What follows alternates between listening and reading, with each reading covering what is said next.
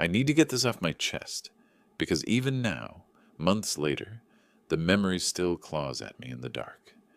Imagine sitting on a transatlantic flight, the cabin lights dimmed, strangers around you fast asleep with eye masks and half-empty glasses of wine, when an email drops into your inbox that rips your life apart in a single line.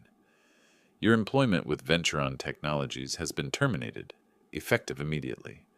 No call, no meeting, not even a pretense of gratitude. Just sterile words sent by the CEO himself. I blinked, convinced I was hallucinating from exhaustion, but the text didn't change. Terminated, locked out, erased. And the cruelest part? This was minutes after I had closed the biggest international deal in the company's history. 10 days, 3 continents, countless sleepless hours of negotiation. And I had done it. Alone. Tokyo. London. Sao Paulo. I carried billions across borders and placed them neatly in Venturon's hands. That should have been my coronation. Instead, they pulled the rug out from under me while I was 35,000 feet in the air. I sat frozen in that narrow seat, the glow of my laptop the only light against the darkness, pressing against the plane's windows. For a moment, I couldn't even feel anger, just disbelief, like the ground had been stolen while I was still mid-step. I reached instinctively for my phone. Credentials revoked.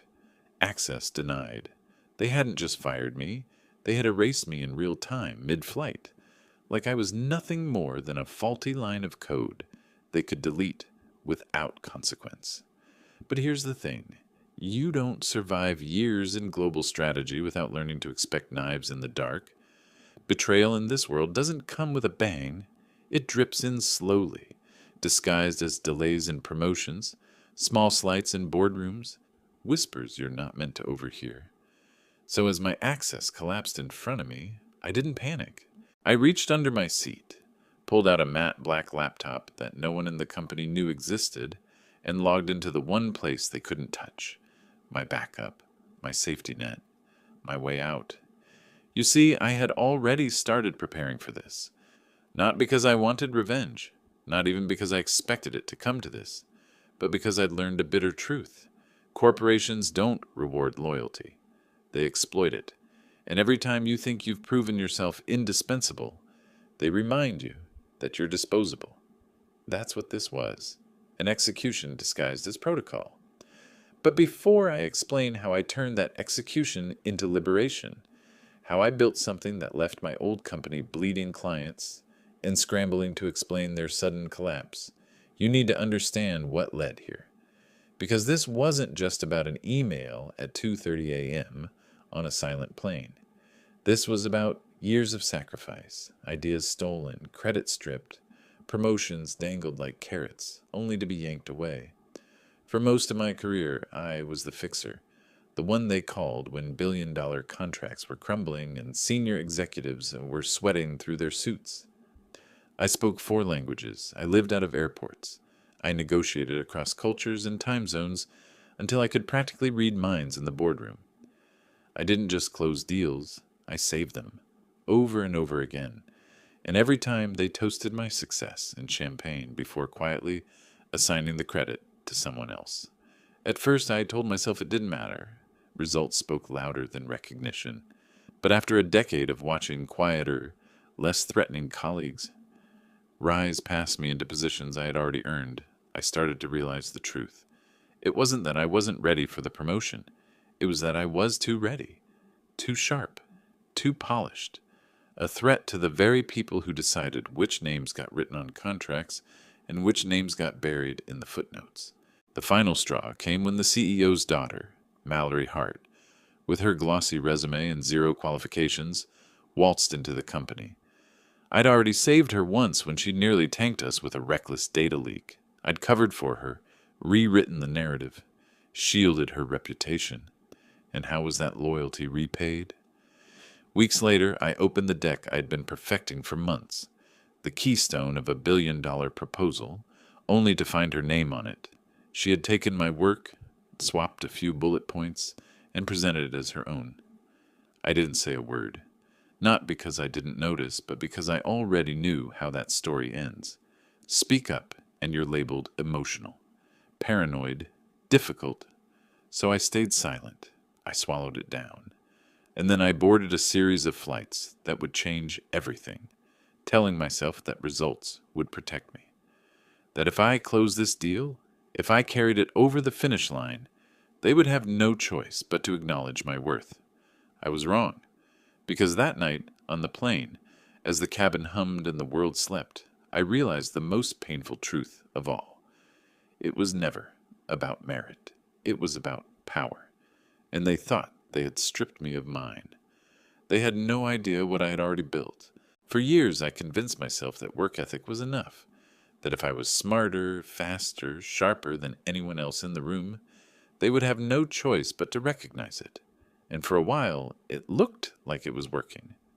I wasn't just another consultant on the payroll. I was the one they called when everything was already on fire. Entire contracts had collapsed in boardrooms before I walked in, and somehow, within hours, I pulled them back from the brink. People used to joke that I wasn't a negotiator. I was a surgeon, cutting out the infection, stitching together fragile trust, reviving deals everyone else had pronounced dead. One particular day still sticks with me. A $400 million European contract had flatlined. Legal was panicking, finance was pointing fingers, executives were practically in tears. I didn't wait for permission. I walked into that glass-paneled boardroom, grabbed the abandoned proposal from the table, rewrote its core structure in 20 minutes, and demanded a private call with the head delegate. By the next morning, not only was the deal salvaged, it was expanded to 2 new territories. That was my life. That was my normal. And people noticed. After that win, I remember the champagne toast in the executive lounge. I remember the clapping, the polished smiles, the whispered rumors in the hall. Executive Vice President of Global Strategy. The title sounded lofty, overdue even. It felt like the natural next step. Because I wasn't just closing deals. I was holding the entire company together when its fragile machinery threatened to collapse. But titles, I would learn, are never about merit. They're about perception. And perception in corporate politics is a weapon. A week after the champagne, someone let me overhear what I was never supposed to. I had stepped into an adjoining conference room to prepare a portfolio. The sliding door hadn't closed all the way, and in that sliver of space, I heard them, board members laughing over lunch. "Marin's brilliant, but let's be honest," one said. "She walks into a room and no other guy wants to speak." Another chuckled. "She dominates every pitch." Not exactly EVP material. She's more field ops. Field ops. As if I was just a glorified mercenary they could parachute into a disaster, but never trust with the command. I stood there, portfolio in hand, as those words carved themselves into me. I'd spent years proving I could navigate billion-dollar negotiations across languages and time zones, but in their eyes I was still someone to be contained. Too polished, too threatening. The quiet ones, the safe ones, they got elevated. Me? I was to be used, applauded in private, and erased in public. I remember walking back to my desk that day, setting down the portfolio with steady hands, while inside I felt something sour coil in my chest. It wasn't rage. It was the slow, heavy recognition that the ladder I'd been climbing wasn't broken. It had been pulled away entirely. Still, I didn't storm out. I didn't shout. That wasn't my style. Instead, I booked 3 back-to-back international flights and threw myself into what would become the biggest deal in the company's history. A contract so massive it would reshape our global standing overnight. I told myself, if they won't give me the title, I'll create one they can't ignore. But betrayal rarely arrives like thunder. It seeps in, quiet, steady, corrosive. It started with the CEO's daughter, Mallory Hart. She'd been parachuted into the company under the vague title of strategic advisor. No experience, no technical background, no reason to be there other than her last name. She should have been a liability, In fact, she nearly was. Her recklessness once triggered an unauthorized data leak that could have exploded into scandal. I had been the one to contain it. I had pulled strings, rewritten narratives, scrubbed her name from every record. No one knew she was responsible. I'd protected her without hesitation because that's what loyalty looked like to me. But loyalty is a one-way street in the wrong hands. 3 days before my trip across continents, I opened the shared drive where my pitch materials lived. Weeks of work, charts, analytics, frameworks, all refined with precision. They were exactly as I had left them, except for one small detail. The author line. It didn't say my name anymore. It said hers. Mallory Hart. At first I thought it was a glitch. Maybe she'd saved over them by accident. But as I clicked through, I saw the pattern. Minor rewording. A shift in phrasing. Bullet points rearranged. Cosmetic changes, but the bones, the strategy, every single piece was mine. I sat there in my apartment that night, staring at the screen until the words blurred, my name erased, my work stolen, and for the first time, I felt the weight of silence pressing down on me, because I knew if I spoke up, it would be brushed aside. They'd call it collaboration, they'd call me territorial, or worse, that word they always throw at women when we question power. They'd call me emotional. So I closed the file. I zipped my suitcase. And I told myself it didn't matter. But it did. God, it did. Every time someone praised her clarity, every time I watched her parrot my words in meetings, it sank deeper. The betrayal wasn't loud. It didn't scream. It bled in drop by drop until I couldn't tell where my silence ended and their theft began. And then came the gala. The night everything shifted from quiet theft to public humiliation. The Strategic Growth Gala was supposed to be a celebration of our company's biggest leap forward. Golden linens, crystal chandeliers, a string quartet filling the ballroom with polished notes. It looked like something out of a coronation, and in a way it was, just not mine. I stood in the corner with a champagne flute I hadn't sipped from, my smile practiced and sharp, while Mallory Hart basked in the spotlight. She was radiant, of course, glossy blonde blowout, sleek navy dress, rehearsed sound bites that dripped from her lips like she'd spent weeks memorizing them. She clinked glasses with board members, dropped buzzwords like multilateral integration and cross-border scalability, while PR cameras flashed. The irony was suffocating. That department, the one she was being praised for leading, was mine. I had built it from scratch, back when Venturon was still considered too provincial to even dream of international expansion. I had carved its path out of long nights in airports, endless negotiations, the kind of cultural fluency you don't get from a textbook. And now I was watching it handed to someone who had never survived a red-eye flight, never faced down a skeptical foreign minister, never carried $1 billion decision on her shoulders. I clapped with everyone else, my palms stung with each hollow strike. And then Grayson Hart, the CEO himself, took the microphone. Tall, tailored, every inch of him polished like a salesman who had never broken a sweat in his life. His voice carried with practiced sincerity.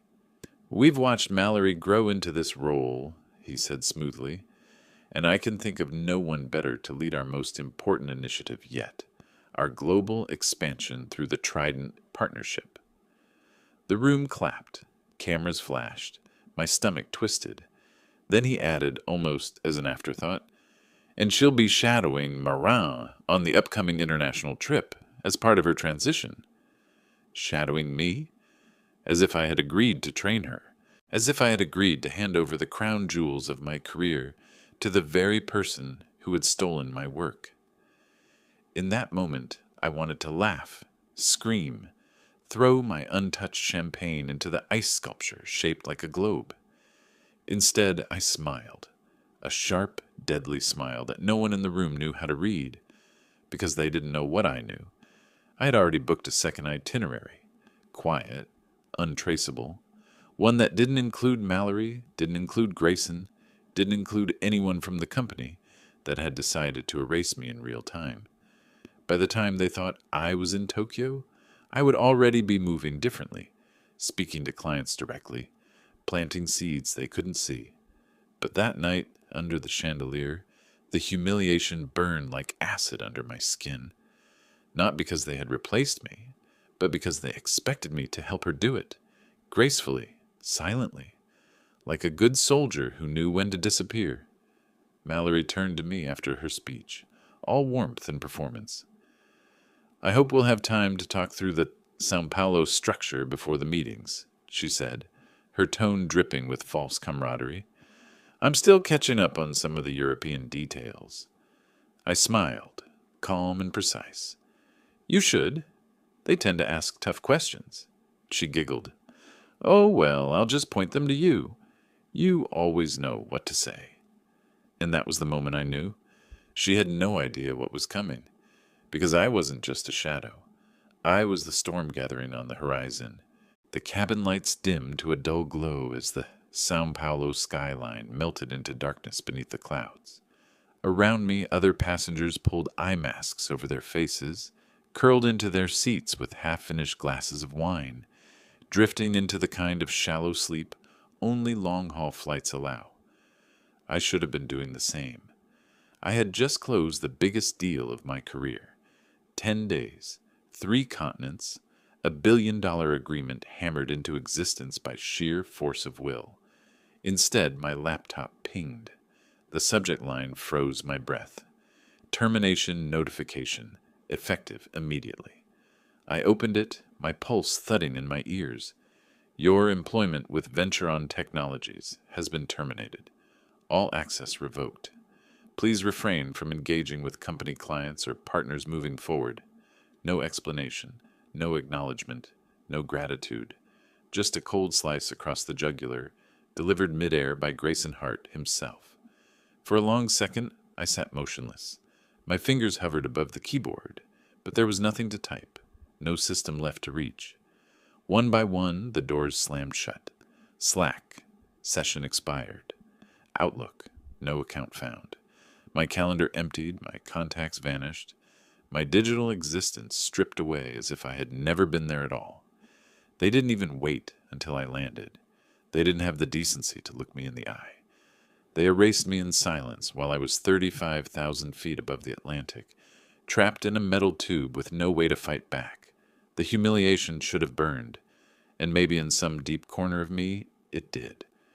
But mostly I felt something colder, heavier, not rage, not yet, just a hollow disbelief, like the floor had been pulled out while I was still mid-step.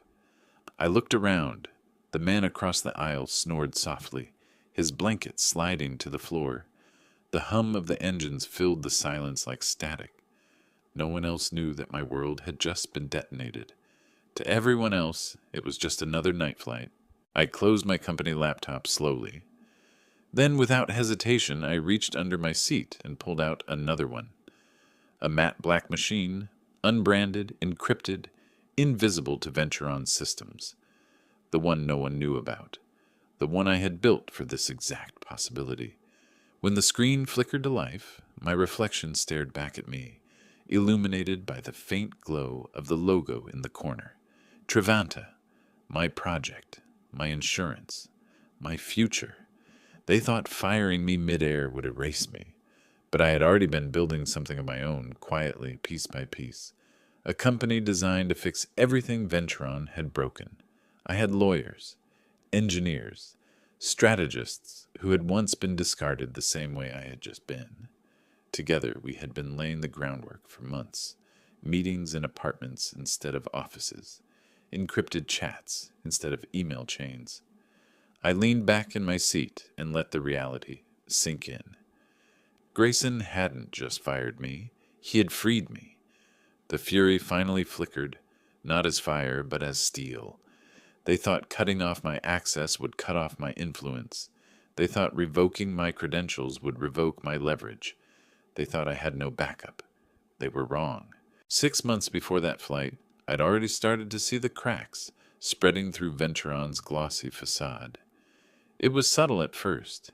Decisions that used to be sharp, pragmatic, suddenly warped by politics. Promising engineers were quietly pushed out while legacy hires climbed the ranks.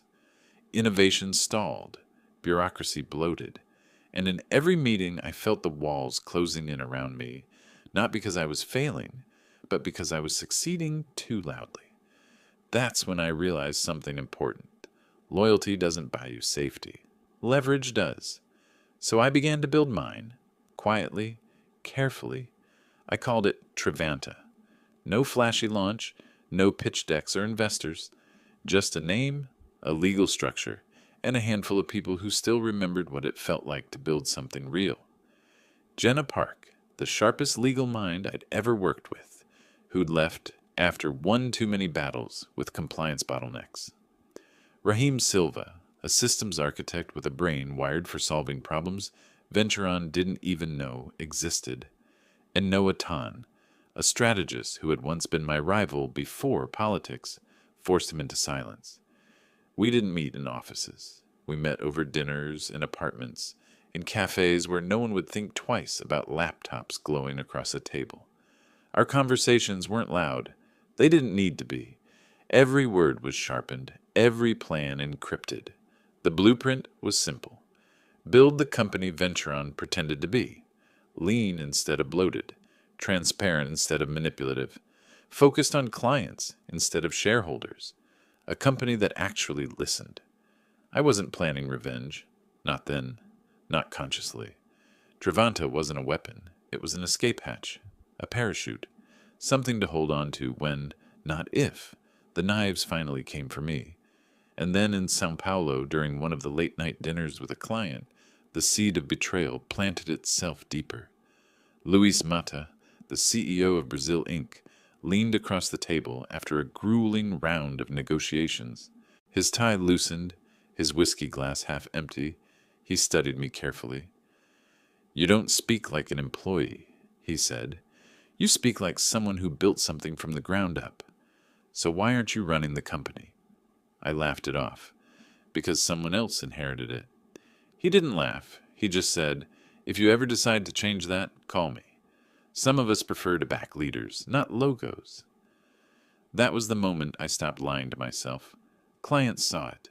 They could sense the gap between the person doing the work and the people taking the credit. They trusted me, not Venturon. They were waiting for me to make a move. So when Mallory stole my slides, when Grayson stood under chandeliers praising her while I stood half in the shadow, the decision became clear. It wasn't about survival anymore. It wasn't even about escape. It was about power. And as I stared at the black laptop glowing in the dark airplane cabin, I realized something that made me smile for the first time in weeks. Venturon thought they had erased me, but I had already written myself into the future. The morning after that flight, I checked into a small hotel overlooking the Hudson. The city outside was its usual chaos of honking horns and rushing commuters. But inside my room, everything was still. Quiet. The kind of quiet that comes not from defeat, but from the moment before a storm breaks. I opened my black laptop. 3 names blinked on the encrypted client portal.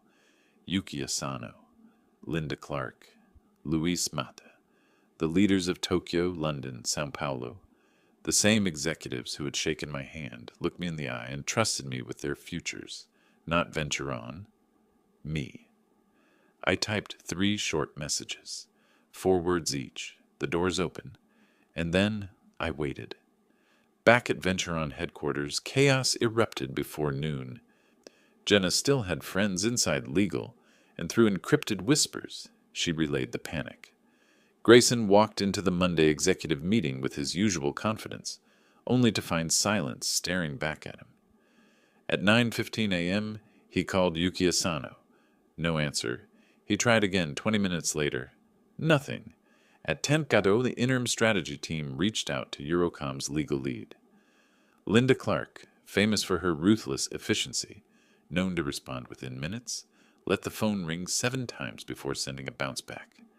Please direct all Trident-related inquiries to your current point of contact.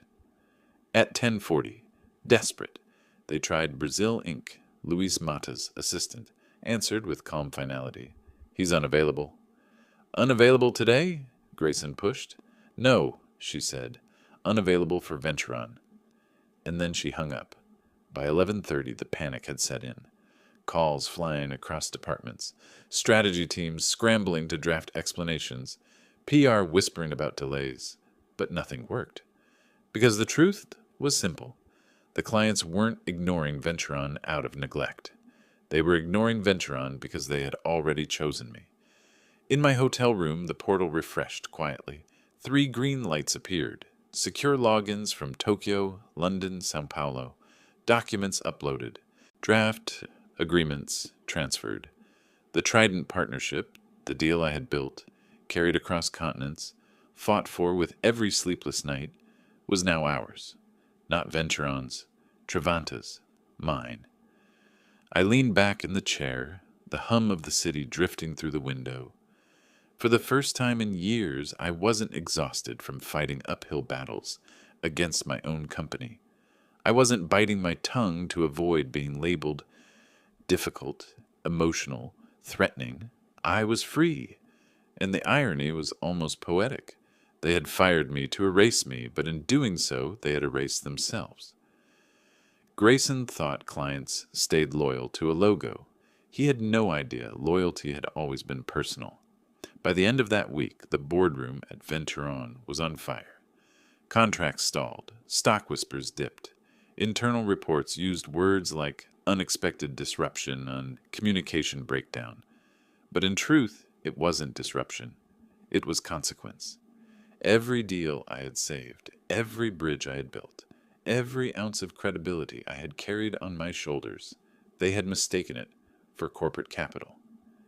It was mine, and now I was taking it with me. The first domino had fallen. By the time the second week hit, the cracks in Venturon's facade had split into canyons. Inside the 32nd floor boardroom, panic meetings stretched late into the night. Grayson's voice, once smooth and commanding, grew sharper, more desperate. Mallory sat beside him, her polished smile cracking under the weight of questions she couldn't answer. Each time an executive asked for updates on Trident, silence followed. Reports started leaking. First whispers in the press, then headlines. Venturon's global expansion deal faces unexpected delays. Sources claim leadership tensions behind stalled negotiations. Stockholders flinched. Analysts speculated. The share price dipped, then dipped again, and in the middle of it all, the clients remained silent. Yuki Asano, who never suffered fools, stopped returning calls altogether. Linda Clark sent a single brutal line. "We are no longer confident in your ability to deliver on this agreement." Luis Mata, who had once sat across from me with a half-empty whiskey glass, refused to even acknowledge Venturon's messages. Every bridge I had built, every thread of trust, snapped clean from the corporate logo and tied itself to me instead. Venturon was discovering the truth too late. You can't fake trust. You can't inherit credibility. And you sure as hell can't steal loyalty. Mallory tried to hold on. She hosted frantic video calls, reading off scripts she barely understood. She parroted strategies I had once drafted, but without context, they sounded hollow, almost laughable. Executives who had once clapped politely at her buzzwords now exchanged silent glances over muted microphones. Within a month, her promotion collapsed. The press release that had once announced her as Vice President of International Strategy was quietly scrubbed from Venturon's site.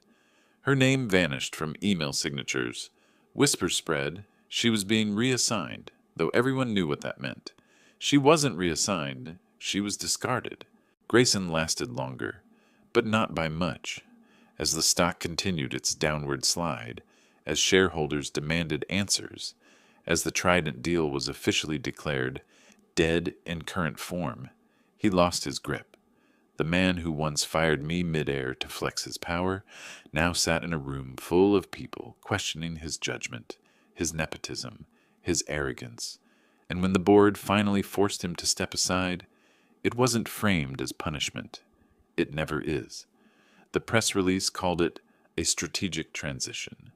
But the world knew. Everyone knew. He had gambled his empire on politics, and he had lost.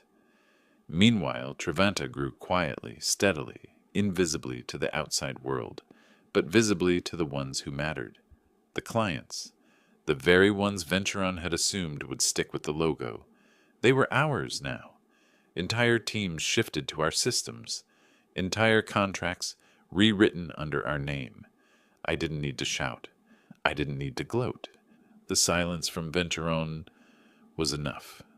It was the sound of a giant choking on its own arrogance.